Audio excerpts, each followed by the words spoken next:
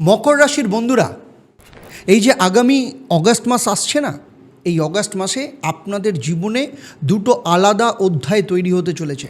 5ই August থেকে 16ই August এই সময়টা পর্যন্ত চাকরি হোক, ব্যবসা হোক, বিবাহ কিংবা নতুন কোনো যোগাযোগ, এসব ক্ষেত্রে বড় সুযোগ কিন্তু আসতে পারে। আবার 17ই অগাস্টের পর এমন কোনো গোপন ইনফরমেশন, হঠাৎ খরচ অথবা কর্মক্ষেত্রের কোনো পরিবর্তন সামনে চলে আসতে পারে, যার জন্য আপনি হয়তো আগে থেকে প্রস্তুত নাও থাকতে পারেন। দেখুন, বিশেষ করে 3টে বিষয়ে আপনাকে চোখ খোলা রাখতে হবে। কি কি? টাকা আসবে কিন্তু ধরে রাখা কঠিন হতে পারে। 2, কর্মক্ষেত্রে প্রতিযোগিতা বাড়বে কিন্তু জেতার শক্তিও কিন্তু আপনার মধ্যে থাকবে। 3, সম্পর্কের ক্ষেত্রে কথা বলার সুযোগ আসবে কিন্তু একটা কোনো গোপন কথা বা কোনো পুরনো অভিযোগ এসব বিষয়ে সমস্যা তৈরি করতে পারে। প্রথমেই দেখে নেব যে অগাস্ট মাসে গ্রহদের অবস্থান কি থাকবে। 1 অগাস্ট শুক্র সিংহ রাশি থেকে কন্যা রাশিতে আসছে, মানে আপনার নবম ভাবে প্রবেশ করছে। নবম ভাব হচ্ছে ভাগ্য, উচ্চশিক্ষা, দূরযাত্রা, পিতা, গুরু, জীবনের বড় কোনো সিদ্ধান্তের ভাব। দেখুন, শুক্র এখানে কিন্তু খুব একটা স্বচ্ছন্দ নন। কেন স্বচ্ছন্দ নন? কারণ শুক্রের এটা নিচস্থ ক্ষেত্র, তাই আপনার সুযোগ আসবে কিন্তু অতিরিক্ত খুঁতখুঁতে মন আর কোনো ভুল পরিকল্পনা বা পরিকল্পনার ক্ষেত্রে কোনো ভুল সিদ্ধান্ত আপনার ক্ষেত্রে সেই সুযোগকে কিন্তু দেরি করিয়ে দিতে পারে। আবার 2 আগস্ট ঠিক তার পরের দিন মঙ্গল বৃষ রাশি ত্যাগ করে মিথুন রাশি, মানে আপনার ষষ্ঠ ভাবে প্রবেশ করবে। ষষ্ঠ ভাব মানে চাকরি, প্রতিযোগিতা, ঋণ, শত্রু, রোগের ভাব। এই অবস্থান আপনাকে লড়াই করবার এবং বাধা কাটানোর একটা শক্তি দেবে। আবার 5ই অগাস্ট বুধ কর্কট রাশিতে, মানে ঠিক উল্টো আপনার সপ্তমভাবে প্রবেশ করবে। বৃহস্পতিও সপ্তমভাবে রয়েছে, ফলে বিবাহ ধরুন, ব্যবসায়িক পার্টনারশিপ, নতুন ক্লায়েন্ট ক্ষেত্রে, এই সমস্ত ক্ষেত্রে কোনো গুরুত্বপূর্ণ আলোচনার দরজা কিন্তু খুলে দিতে পারে। আবার 17ই আগস্ট রবি সিংহ রাশি, মানে আপনার অষ্টমভাবে প্রবেশ করছে, কেতুও সেখানে বসে আছে, ফলে গোপন কোনো বিষয়ে আপনার ক্ষেত্রে কোনো যৌথ কোনো অর্থ হতে পারে, কোনো ইন্স্যুরেন্স ওরিয়েন্টেড কিছু, ট্যাক্স ওরিয়েন্টেড বা উত্তরাধিকার ক্ষেত্রে কিংবা হঠাৎ কোনো পরিবর্তন, এসব আপনার জীবনে গুরুত্বপূর্ণ হয়ে উঠতে পারে। শনি তো আপনার 3য় স্থানে বসেই আছে মীন রাশিতে, কিন্তু বক্রী রয়েছে, তাই পরিশ্রম বন্ধ করলে চলবে না কিন্তু, কারণ শনি কিন্তু পরিশ্রমকে পছন্দ করেন। পুরনো কোনো অ্যাপ্লিকেশান বলুন, কোনো যোগাযোগ বলুন, বা যে কাজ আপনি অসমাপ্ত করে রেখেছিলেন আবার শুরু করুন, সেগুলোকে কমপ্লিট করা শুরু করুন। রাহু তো 2য় স্থানে বসে রয়েছে, যার জন্য দীর্ঘদিন ধরে আপনার টাকা বা কথাবার্তায় দুটোর ক্ষেত্রে আপনাকে কিন্তু নিয়ন্ত্রণ রাখা ভীষণ দরকার। এবারে আমি খুব গুরুত্বপূর্ণ সময়গুলো আপনাকে বলে রাখছি, সেগুলো একটু মনে রাখুন বা লিখে নিন। যেমন 1 অগাস্ট আগেই বলেছি, ভাগ্য, উচ্চশিক্ষা এবং দূরযাত্রার পরিকল্পনায় কোনো পরিবর্তন আসতে পারে। এই সময় কোনো কোর্স হোক, কোথাও কোনো ঘুরতে যাওয়া হোক বা বড় কেনাকাটায় টাকা দেওয়ার আগে সব ইনফরমেশান কিন্তু ভালো করে বিচার করে নেবেন, ভালো করে পরীক্ষা করে নেবেন। আবার 2 আগস্ট থেকে চাকরির ক্ষেত্রে প্রতিযোগিতা বাড়বে, বিরোধী বা সহকর্মীর চাপ থাকলেও আপনি কিন্তু ভয় পাবেন না। কাজের সমস্ত প্রমাণ হাতের কাছে রাখুন, সব ডকুমেন্টেড রাখুন, ডেটা রাখুন, ডেটা নিয়ে কাজ করুন। 5 থেকে 16ই অগাস্ট, এই অগাস্ট মাসে সবথেকে গুরুত্বপূর্ণ সুযোগের সময়। সেখানে চাকরির ইন্টারভিউ হতে পারে, চাকরি পরিবর্তনের ক্ষেত্রে হতে পারে, ব্যবসায়িক দিক থেকে কোনো আলোচনা, কোনো ডিল হতে পারে, বিয়ের কথা হতে পারে, নতুন ক্লায়েন্টের সাথে কমিউনিকেশন, যা কিছু আছে সমস্ত কিছু এগিয়ে নিয়ে যান। আবার 17 থেকে 24শে অগাস্ট এই সময়টা কিন্তু একটু সতর্কতার সময়, কারণ লুকোনো কোনো খরচ হতে পারে, কোনো ট্যাক্স হতে পারে, ইন্স্যুরেন্স হতে পারে, স্বাস্থ্য বা অফিসের কোনো গোপন বিষয় কিন্তু এই সময় সামনে আসতে পারে। 25 থেকে 31শে অগাস্ট নতুন সিদ্ধান্তের থেকে যে কাজগুলো আপনার ইনকমপ্লিট রয়েছিল সেগুলো গুছিয়ে নেওয়াই কিন্তু লাভজনক হবে। মনে রাখবেন, আপনার এই মাসের প্রথমার্ধে হচ্ছে কমিউনিকেশন, যোগাযোগ এবং সুযোগ, আর দ্বিতীয়ার্ধে যাচাই করবার সমস্ত কিছুর জায়গা এবং সতর্কতার জায়গা। দেখুন, সেক্টর ওয়াইজের যেটা বলবো সেটা হচ্ছে অর্থ এবং আয়ের ক্ষেত্রটা দেখে নেব। অগাস্ট মাসে মকর রাশির আপনাদের টাকা আসার পথ কিন্তু বন্ধ নয়, এটা মাথায় রাখবেন, কিন্তু টাকার ওঠানামা হতে পারে। কারণ রাহু তো দ্বিতীয়ভাবে রয়েছে, তাই কখনো আপনাদের হঠাৎ করে আয় আসে, আবার হঠাৎ করে খরচও সামনে চলে আসে। তাই শুধু ব্যাংকে টাকা এসেছে দেখে আগে থেকে বড় খরচ করবেন না। 2রা আগস্টের পর মঙ্গল যখন ষষ্ঠভাবে যাবে, তখন যেসব পুরনো যা কিছু পাওনা ছিল সেগুলো আদায়, ঋণের ভার কমানো এবং আটকে থাকা অর্থ ফেরত পাওয়ার ব্যাপারে তদবির করুন। বারবার লাগাতার সেখানে যোগাযোগ করুন। যাদের টাকা আটকে আছে তারা 2 থেকে 10ই আগস্টের মধ্যে আপনি মেলের মাধ্যমে হোক বা মেসেজের মাধ্যমে হোক, যে কোনোভাবে লিখিত ডকুমেন্টেড সহ যোগাযোগ করুন।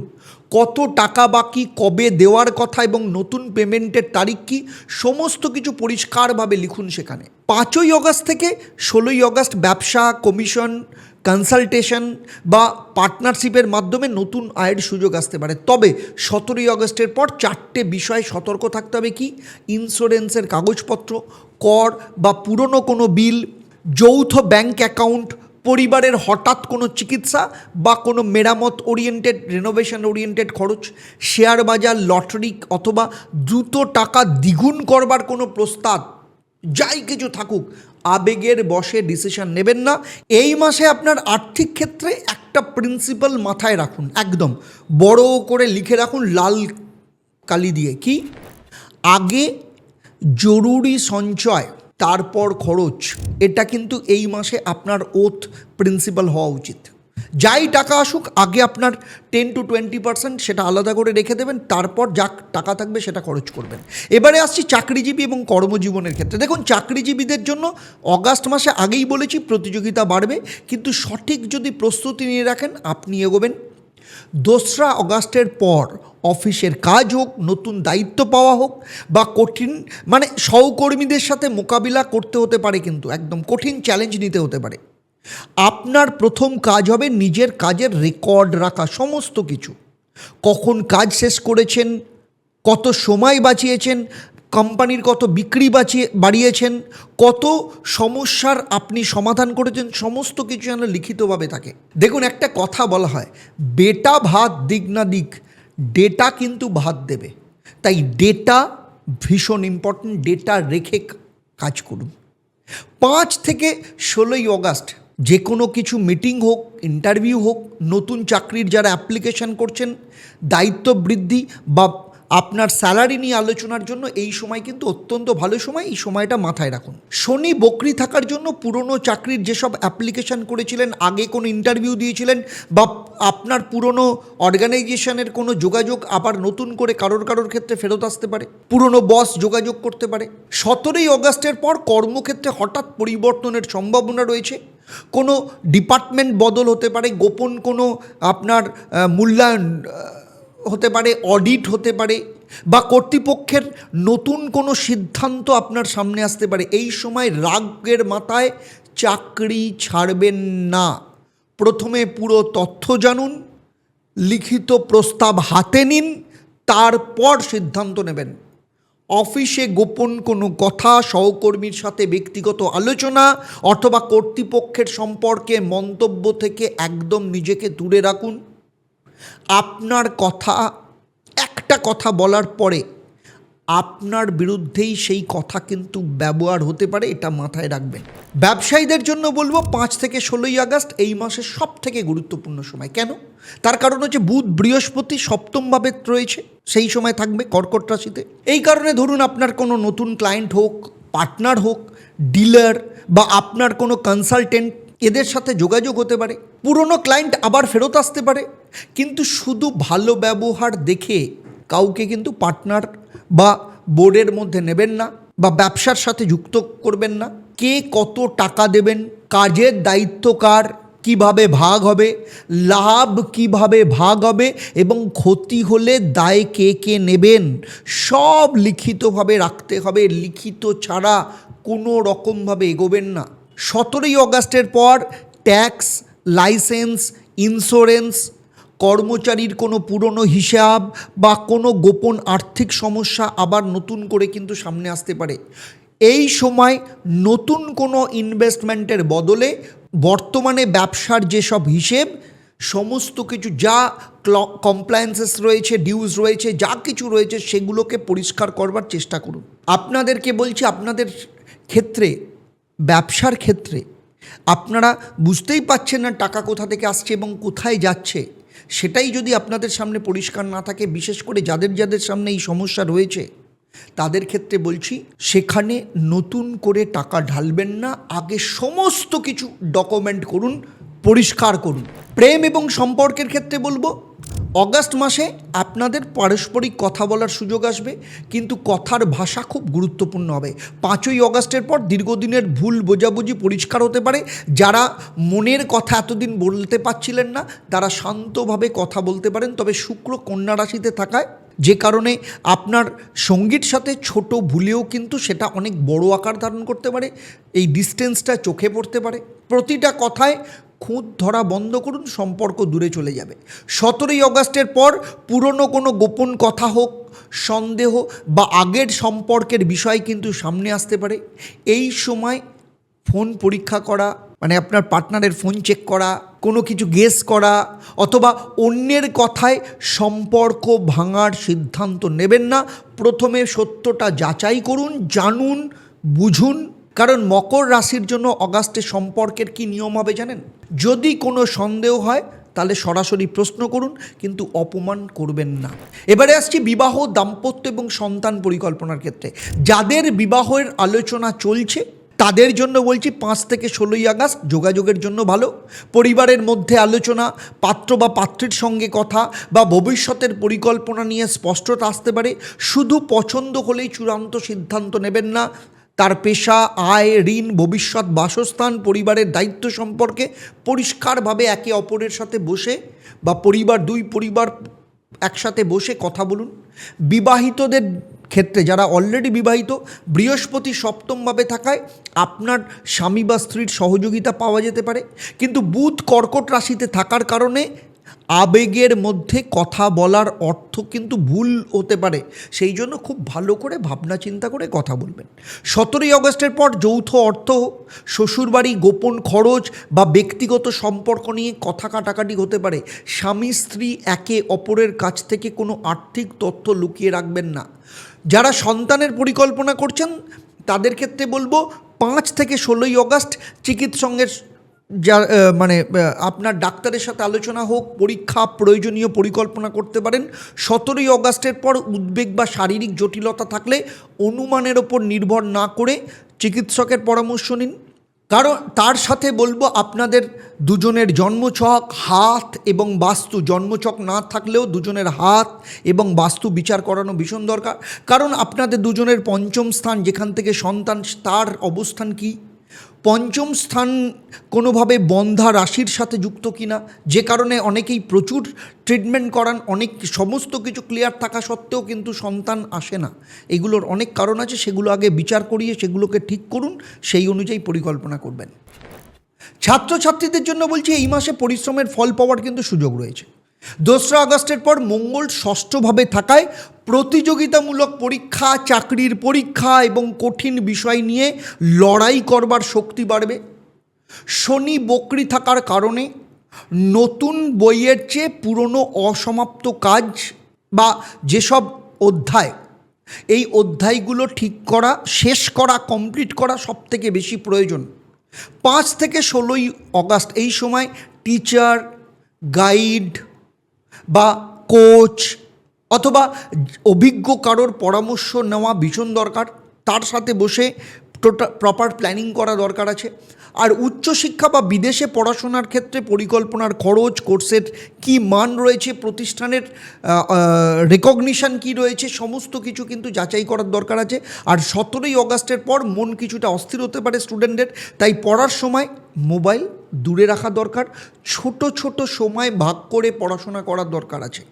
তার জন্য প্রপার রুটিন, টাইম ব্লক করা ভীষণ দরকার।